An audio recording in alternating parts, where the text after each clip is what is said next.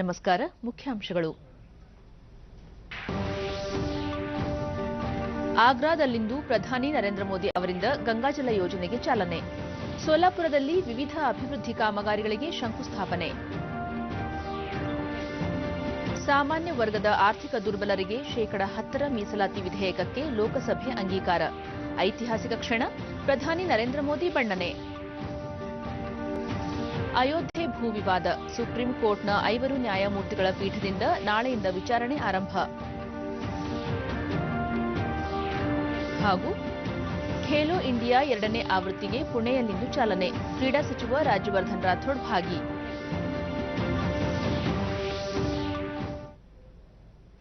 ವಾರ್ತೆಗಳ ವಿವರ. ಪ್ರಧಾನಿ ನರೇಂದ್ರ ಮೋದಿ ಇಂದು ಸೋಲಾಪುರ ಹಾಗೂ ಆಗ್ರಾಗೆ ಭೇಟಿ ನೀಡಲಿದ್ದು ವಿವಿಧ ಅಭಿವೃದ್ಧಿ ಯೋಜನೆಗಳಿಗೆ ಚಾಲನೆ ಹಾಗೂ ಶಂಕುಸ್ಥಾಪನೆ ನೆರವೇರಿಸಲಿದ್ದಾರೆ. ಮಹಾರಾಷ್ಟದ ಸೋಲಾಪುರದಲ್ಲಿ ಅವರು ಸುಮಾರು 58 ಕಿಲೋಮೀಟರ್ ಉದ್ದದ ಸೋಲಾಪುರ್ ತುಳಜಾಪುರ್ ಉಸ್ಮಾನಾಬಾದ್ ರಾಷ್ಟ್ರೀಯ ಹೆದ್ದಾರಿ 211 ರಾಷ್ಟ್ರಕ್ಕೆ ಸಮರ್ಪಿಸಲಿದ್ದಾರೆ. ಸುಮಾರು 972.50 ಕೋಟಿ ರೂಪಾಯಿ ವೆಚ್ಚದಲ್ಲಿ ಈ ಚತುಷ್ಪಥ ರಸ್ತೆ ನಿರ್ಮಿಸಲಾಗಿದೆ. ಇನ್ನು ಪ್ರಧಾನಮಂತ್ರಿ ಆವಾಸ್ ಯೋಜನೆಯಡಿ ನಿರ್ಮಿಸಲಾಗುವ 30,000 ವಸತಿ ಸಮುಚ್ಚಯಕ್ಕೆ ನರೇಂದ್ರ ಮೋದಿ ಶಂಕುಸ್ಥಾಪನೆ ನೆರವೇರಿಸುವರು.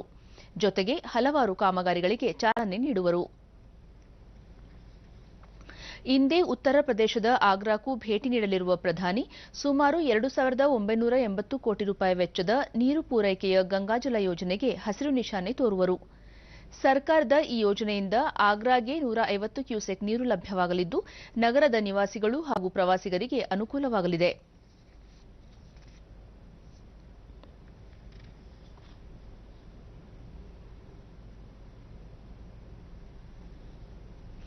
ಸಾಮಾನ್ಯ ವರ್ಗದ ಆರ್ಥಿಕ ದುರ್ಬಲರಿಗೆ ಸರ್ಕಾರಿ ಉದ್ಯೋಗ ಹಾಗೂ ಶಿಕ್ಷಣದಲ್ಲಿ ಶೇಕಡಾ 10ರಷ್ಟು ಮೀಸಲಾತಿ ಒದಗಿಸುವ 124ನೇ ಸಂವಿಧಾನ ತಿದ್ದುಪಡಿ ವಿಧೇಯಕಕ್ಕೆ ಲೋಕಸಭೆಯಲ್ಲಿ ನಿನ್ನೆ ಅಂಗೀಕಾರ ದೊರೆತಿದೆ.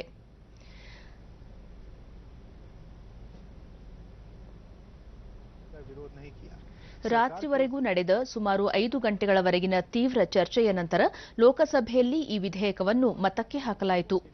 ವಿಧೇಯಕದ ಪರವಾಗಿ 323 ಮತಗಳು ಚಲಾವಣೆಯಾದರೆ 3 ಮತಗಳು ವಿರುದ್ಧವಾಗಿದ್ದವು. ಬಹಿರಂಗವಾಗಿ ಯಾವ ಸದಸ್ಯರೂ ಈ ವಿಧೇಯಕವನ್ನು ವಿರೋಧಿಸಲಿಲ್ಲ.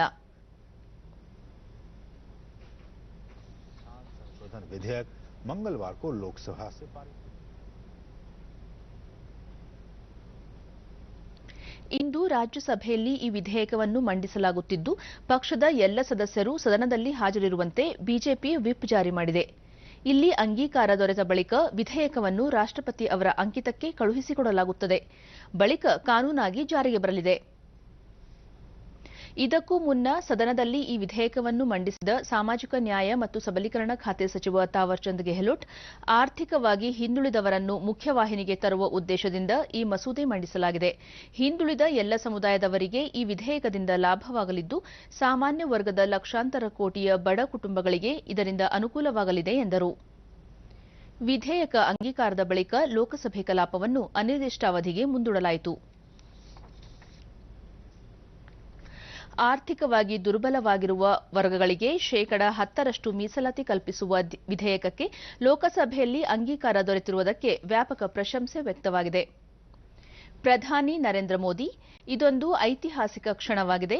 ಇದಕ್ಕೆ ಬೆಂಬಲ ಸೂಚಿಸಿದ ಎಲ್ಲ ಪಕ್ಷಗಳ ಸದಸ್ಯರಿಗೆ ಧನ್ಯವಾದ ಹೇಳಬಯಸುತ್ತೇನೆ. ಪ್ರತಿಯೊಬ್ಬ ವ್ಯಕ್ತಿ ಗೌರವದಿಂದ ಜೀವಿಸುವ ಹಾಗೂ ಎಲ್ಲ ರೀತಿಯ ಅವಕಾಶಗಳನ್ನು ಆತನಿಗೆ ಒದಗಿಸಿಕೊಡುವ ಮೂಲಕ ಸಬ್ಕಾ ಸಾಥ್ ಸಬ್ಕಾ ವಿಕಾಸ್ ಸಿದ್ಧಾಂತಕ್ಕೆ ಬದ್ಧವಾಗುವುದಾಗಿ ಟ್ವೀಟ್ನಲ್ಲಿ ತಿಳಿಸಿದ್ದಾರೆ. ಕಾನೂನು ಸಚಿವ ರವಿಶಂಕರ್ ಪ್ರಸಾದ್, ಇದೊಂದು ಐತಿಹಾಸಿಕ ನಡೆಯಾಗಿದೆ. ಬಡವರ್ಗದವರ ಸಶಕ್ತೀಕರಣಕ್ಕೆ ತೆಗೆದುಕೊಂಡಿರುವ ಮಹತ್ವದ ಹೆಜ್ಜೆ ಇದಾಗಿದ್ದು ಪ್ರಧಾನಿ ಅವರಿಗೆ ಧನ್ಯವಾದ ಸಲ್ಲಿಸುವುದಾಗಿ ಟ್ವೀಟ್ ಮಾಡಿದ್ದಾರೆ. ಗೃಹ ಸಚಿವ ರಾಜನಾಥ್ ಸಿಂಗ್ ವಿಧೇಯಕ ಅಂಗೀಕಾರಕ್ಕೆ ಸಂತಸ ವ್ಯಕ್ತಪಡಿಸಿದ್ದು, ದೀರ್ಘಕಾಲದಿಂದ ಈ ಬೇಡಿಕೆ ಇತ್ತು. ಸಹಜವಾಗಿ ಇದು ಐತಿಹಾಸಿಕ ಕ್ಷಣವಾಗಿದ್ದು ಈವರೆಗೆ ಇದರ ಲಾಭದಿಂದ ವಂಚಿತರಾಗಿದ್ದ ಎಲ್ಲರಿಗೂ ಈಗ ಇದರ ಪ್ರಯೋಜನ ಸಿಗಲಿದೆ ಎಂದು ಟ್ವೀಟ್ನಲ್ಲಿ ತಿಳಿಸಿದ್ದಾರೆ. ಬಿಜೆಪಿ ಅಧ್ಯಕ್ಷ ಅಮಿತ್ ಶಾ, ವಿಧೇಯಕ ಎಲ್ಲ ವರ್ಗಗಳ ಆಕಾಂಕ್ಷೆಗಳನ್ನು ಸಾಕಾರಗೊಳಿಸಲಿದೆ. ನರೇಂದ್ರ ಮೋದಿ ಸರ್ಕಾರ ಮಹತ್ವದ ನಿರ್ಧಾರವನ್ನು ತೆಗೆದುಕೊಂಡಿದ್ದು ಇದಕ್ಕೆ ಸಹಕರಿಸಿದ ಎಲ್ಲ ಸಹೋದ್ಯೋಗಿಗಳಿಗೆ ಹೃದಯಪೂರ್ವಕ ಅಭಿನಂದನೆಗಳು ಎಂದು ಟ್ವೀಟ್ ಮಾಡಿದ್ದಾರೆ.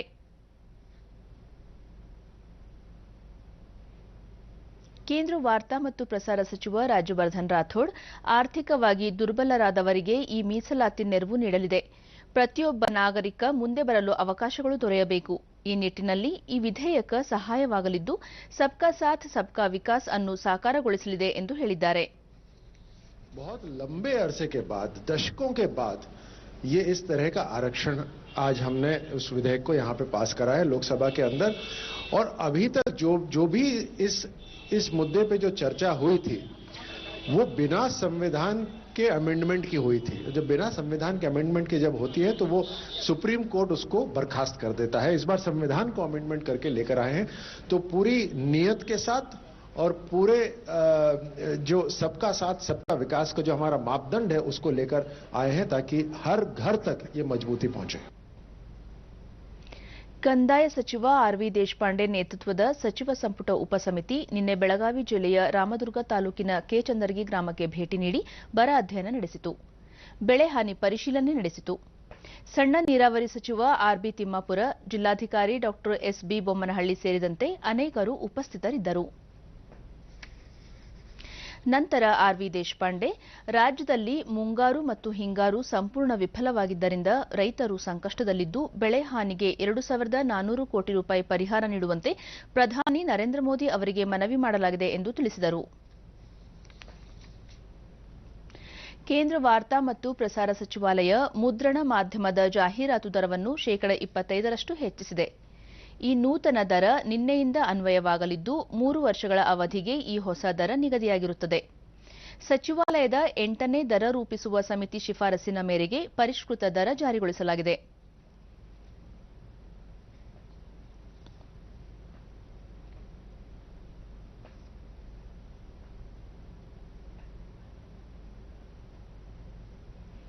ಈ ಮುನ್ನ 2013ನೇ ಸಾಲಿನಲ್ಲಿ ಮುದ್ರಣ ಮಾಧ್ಯಮದ ಜಾಹೀರಾತು ದರವನ್ನು ಪರಿಷ್ಕೃತಗೊಳಿಸಲಾಗಿತ್ತು. ಆ ಬಾರಿ ದರದಲ್ಲಿ ಶೇಕಡ 19ರಷ್ಟು ಹೆಚ್ಚಳ ಮಾಡಲಾಗಿತ್ತು. ಮುದ್ರಣ ಮಾಧ್ಯಮದ ಜಾಹೀರಾತು ದರ ಹೆಚ್ಚಳದಿಂದ ಸಣ್ಣ ಹಾಗೂ ಮಧ್ಯಮ ಪತ್ರಿಕೆಗಳಿಗೆ ಹಾಗೂ ಪ್ರಾದೇಶಿಕ ಭಾಷೆಗಳ ಪತ್ರಿಕೆಗಳಿಗೆ ಹೆಚ್ಚು ಅನುಕೂಲವಾಗಲಿದೆ.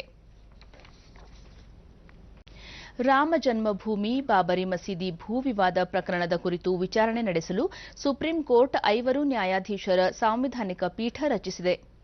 ಸುಪ್ರೀಂ ಕೋರ್ಟ್ನ ಮುಖ್ಯ ನ್ಯಾಯಮೂರ್ತಿ ರಂಜನ್ ಗೊಗೊಯ್ ನೇತೃತ್ವದ ಈ ಪೀಠದಲ್ಲಿ ನ್ಯಾಯಮೂರ್ತಿಗಳಾದ S.A.. Bobde, NV. Raman, you Lalit ಮತ್ತು ಡಿ.ವೈ. ಚಂದ್ರಚೂಡ್ ಸದಸ್ಯರಾಗಿದ್ದಾರೆ.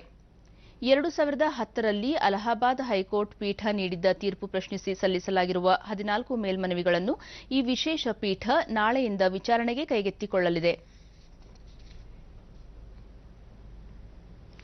ಲೋಕಾಯುಕ್ತದಲ್ಲಿ ಬಾಕಿ ಇರುವ ಪ್ರಕರಣಗಳನ್ನು ತ್ವರಿತವಾಗಿ ಇತ್ಯರ್ಥಪಡಿಸುವ ಸಲುವಾಗಿ ಲೋಕಾಯುಕ್ತ ನ್ಯಾಯಮೂರ್ತಿ ವಿಶ್ವನಾಥ್ ಶೆಟ್ಟಿ ಮೈಸೂರಿನಲ್ಲಿ ನಿನ್ನೆ ಜಿಲ್ಲಾ ವಿಭಾಗ ಮಟ್ಟದ ಅಧಿಕಾರಿಗಳ ಜೊತೆ ಸಭೆ ನಡೆಸಿದರು.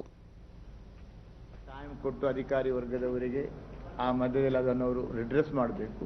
ಮಾಡಲಿಕ್ಕಾಗದಿದ್ದೇ ಉಳಿದದನ್ನು ನಾನೇ ಬಂದು ಬಳಿಕ ಅವರು ಭ್ರಷ್ಟಾಚಾರ ನಿಗ್ರಹ ದಳ ಎಸಿಬಿ ರಚನೆಯಾದ ಬಳಿಕ ಲೋಕಾಯುಕ್ತ ಬಲಹೀನವಾಗಿಲ್ಲ, ಅಗತ್ಯ ಇದ್ದರೆ ಪ್ರಕರಣಗಳನ್ನು ಎಸಿಬಿಗೆ ವರ್ಗಾಯಿಸುತ್ತೇವೆ.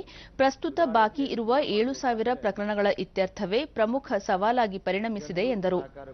ಸಮಾಜ ಕಲ್ಯಾಣ, ಹಿಂದುಳಿದ ವರ್ಗ, ಅಲ್ಪಸಂಖ್ಯಾತ, ಶಿಕ್ಷಣ, ಆರೋಗ್ಯ ಹಾಗೂ ಕೃಷಿ ಸೇರಿದಂತೆ ಹಲವು ಇಲಾಖೆಗಳ ಬಗ್ಗೆ ಸಭೆಯಲ್ಲಿ ಚರ್ಚೆ ನಡೆಸಲಾಗಿದ್ದು, ಮುಂದಿನ ದಿನಗಳಲ್ಲಿ ಸಾರ್ವಜನಿಕರಿಂದ ದೂರುಗಳನ್ನು ಸ್ವೀಕರಿಸಿ ಅಧಿಕಾರಿಗಳ ಸಮ್ಮುಖದಲ್ಲಿ ಅವುಗಳನ್ನು ಬಗೆಹರಿಸುವ ಪ್ರಯತ್ನ ಮಾಡಲಾಗುವುದು ಎಂದು ಹೇಳಿದರು. ಹೆಲ್ತ್, ಅಗ್ರಿಕಲ್ಚರ್, ಹಾರ್ಟಿಕಲ್ಚರ್, ವೆಟರನರಿ ಅಥವಾ ಆರ್ಟಿಒ, ಫಾರೆಸ್ಟ್ ಎಲ್ಲ ಡಿಪಾರ್ಟ್ಮೆಂಟ್ನಲ್ಲಿ ಇರಬಹುದು. ನಾವು ಚರ್ಚೆಯನ್ನು ಮಾಡಿದ್ದೇವೆ. ಇದೇ ವೇಳೆ ಸಾರ್ವಜನಿಕರ ಅಹವಾಲುಗಳನ್ನು ಆಲಿಸಿದರು. ರಾಜ್ಯದ ಸಂಸದರಾದ ಶೋಭಾ ಕರಂದ್ಲಾಜೆ ಹಾಗೂ ನಳಿನ್ ಕುಮಾರ್ ಕಟೀಲ್ ದೆಹಲಿಯಲ್ಲಿ ನಿನ್ನೆ ಹಣಕಾಸು ಸಚಿವ ಅರುಣ್ ಜೇಟ್ಲಿ ಅವರನ್ನು ಭೇಟಿ ಮಾಡಿ ದಕ್ಷಿಣ ಕನ್ನಡ ಜಿಲ್ಲೆಯ ವಿಜಯ ಬ್ಯಾಂಕ್ ಅನ್ನು ಬ್ಯಾಂಕ್ ಆಫ್ ಇಂಡಿಯಾ ಮತ್ತು ದೇನಾ ಬ್ಯಾಂಕ್ಗಳೊಂದಿಗೆ ವಿಲೀನಗೊಳಿಸಿರುವುದನ್ನು ಮರುಪರಿಶೀಲಿಸುವಂತೆ ಮನವಿ ಮಾಡಿದರು. ವಿಜಯ ಬ್ಯಾಂಕ್ ಹೆಸರನ್ನು ಹಾಗೆಯೇ ಉಳಿಸಿಕೊಡುವಂತೆ ಕೇಂದ್ರ ಸಚಿವರಲ್ಲಿ ರಾಜ್ಯ ಸಂಸದರು ಕೋರಿದರು. ಇದಕ್ಕೆ ಅರುಣ್ ಜೇಟ್ಲಿ ಸಕಾರಾತ್ಮಕವಾಗಿ ಸ್ಪಂದಿಸಿದ್ದು ಪರಿಶೀಲಿಸುವುದಾಗಿ ಭರವಸೆ ನೀಡಿದರು. ಮುಂಬೈ ಸಂಸದ ಗೋಪಾಲ್ ಶೆಟ್ಟಿ ಸಹ ನಿಯೋಗದಲ್ಲಿದ್ದರು. ಸ್ವಚ್ಛ ಸರ್ವೇಕ್ಷಣಾ 2019ರ ಸಮೀಕ್ಷೆ ಸಂಬಂಧ ಕೇಂದ್ರ ವಸತಿ ಹಾಗೂ ನಗರ ವ್ಯವಹಾರಗಳ ಸಚಿವಾಲಯದ ಜಂಟಿ ಕಾರ್ಯದರ್ಶಿ ಎಸ್ಕೆ ರಾಮ್ ನಿನ್ನೆ ಬೆಂಗಳೂರಿಗೆ ಭೇಟಿ ನೀಡಿ ಸ್ವಚ್ಛತೆಗಾಗಿ ಕೈಗೊಂಡಿರುವ ಯೋಜನೆಗಳನ್ನು ವೀಕ್ಷಿಸಿದರು.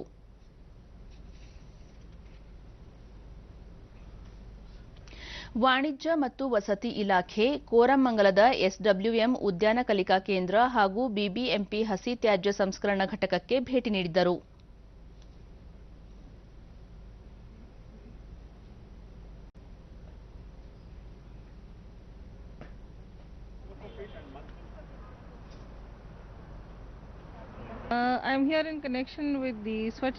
ಬಳಿಕ ಅವರು ಸ್ವಚ್ಛತಾ ಕಲಿಕಾ ಕೇಂದ್ರ ಉತ್ತಮ ಯೋಜನೆಯಾಗಿದ್ದು ಹಸಿ ಹಾಗೂ ಒಣ ಕಸ ಬೇರ್ಪಡಿಸುವುದು ದೊಡ್ಡ ಸವಾಲಾಗಿದೆ.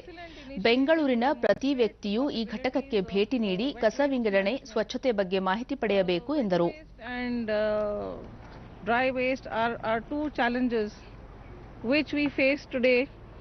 And this park is an excellent initiative on the part of Dr. Shanti and her team to demonstrate the options that are available.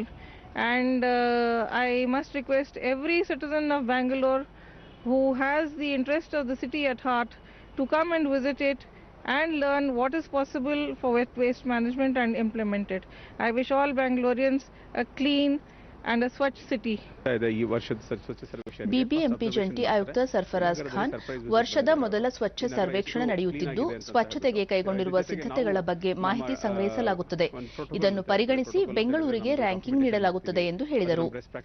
ನಾವು ಅಪ್ಲೋಡ್ ಮಾಡ್ತೀವಿ ಸಿಸ್ಟಮ್ ಅಲ್ಲಿ, ಮಾಡ್ಬಿಟ್ಟು ಅದ್ರ ಮೇಲೆ ಅವರು ರ್ಯಾಂಕಿಂಗ್ ಕೊಡ್ತಾರೆ ಸಿಟಿಗೆ. ಸೊ ಅದ್ರ ಬಗ್ಗೆ ಪ್ರಿಲಿಮಿನರಿ ಆಗಿ ಬಿಫೋರ್ ಆಕ್ಚುಲಿ ಫೀಲ್ಡ್ ವಿಸಿಟ್ ಮಾಡೋಕ್ಕಿಂತ ಮುಂಚೆ ಇನ್ನೊಂದು ಟೀಮ್ ತಂಡ ಬರೋಕ್ಕಿಂತ ಮುಂಚೆ ಅಬ್ಸರ್ವರ್ ಬಂದಿದ್ದಾರೆ, ಬಂದ್ಬಿಟ್ಟು ಅವರು ಅವ್ರ ಅಬ್ಸರ್ವೇಷನ್ಸ್ಗಳು ಅಲ್ಲಿ ಕೊಡ್ತಾರೆ. ಅದ್ರ ಮೇಲೆ ನಮಗೆ ಸಿಟಿಗೆ ಮಾರ್ಕಿಂಗ್ ಸಿಗುತ್ತೆ. ಬೆಂಗಳೂರು ಹಿಂದೆ ಏನು ಮಾಡಿದ್ದಕ್ಕಿಂತ ಒಳ್ಳೆ ರೀತಿಯಲ್ಲಿ ಮಾಡ್ತಾ ಇದೆ. ಈ ಸತಿ ಬಹುಶಃ ಬ್ಯಾಂಗ್ಳೂರು ರ್ಯಾಂಕಿಂಗ್ ಇನ್ನೂ ಚೆನ್ನಾಗಿ ಬರುತ್ತೆ ಅಂತ ನಮ್ಮೆಲ್ಲರಿಗೂ ನಿರೀಕ್ಷೆ ಮತ್ತು ಆಶೆ ಇದೆ. ಚೆನ್ನೈ ಬೆಂಗಳೂರು ಎಕ್ಸ್‌ಪ್ರೆಸ್ ರೈಲು ಸೇವೆಯನ್ನು ಮೈಸೂರುವರೆಗೆ ವಿಸ್ತರಿಸಲು ರೈಲ್ವೆ ಸಚಿವ ಪಿಯೂಷ್ ಗೋಯಲ್ ಒಪ್ಪಿದ್ದಾರೆ.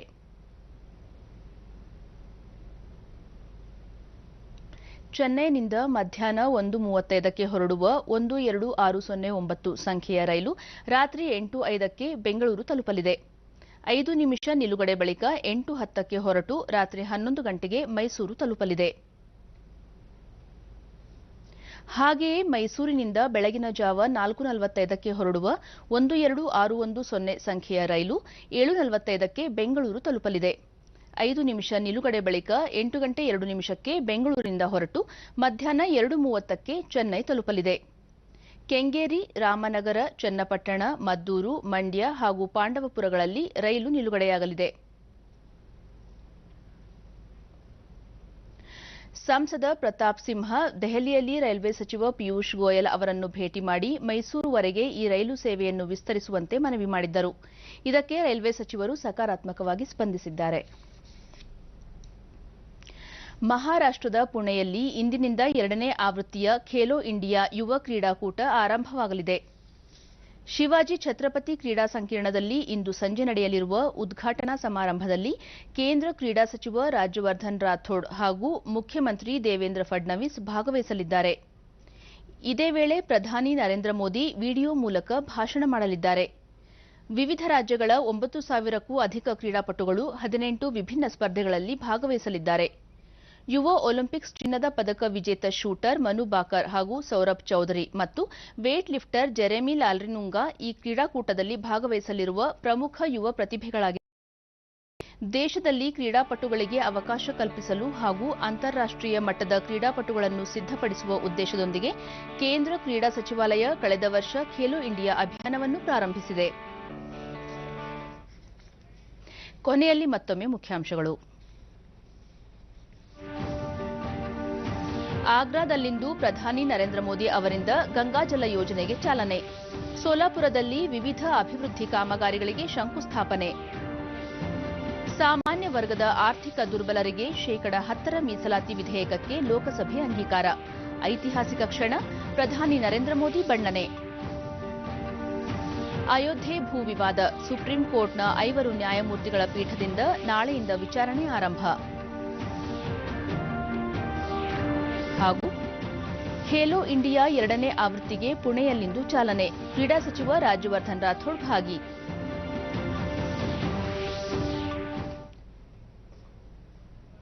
ನಮ್ಮ ಮುಂದಿನ ವಾರ್ತಾ ಪ್ರಸಾರ ಮಧ್ಯಾಹ್ನ 1 ಗಂಟೆಗೆ ಚಂದನದಲ್ಲಿ. ನಮಸ್ಕಾರ.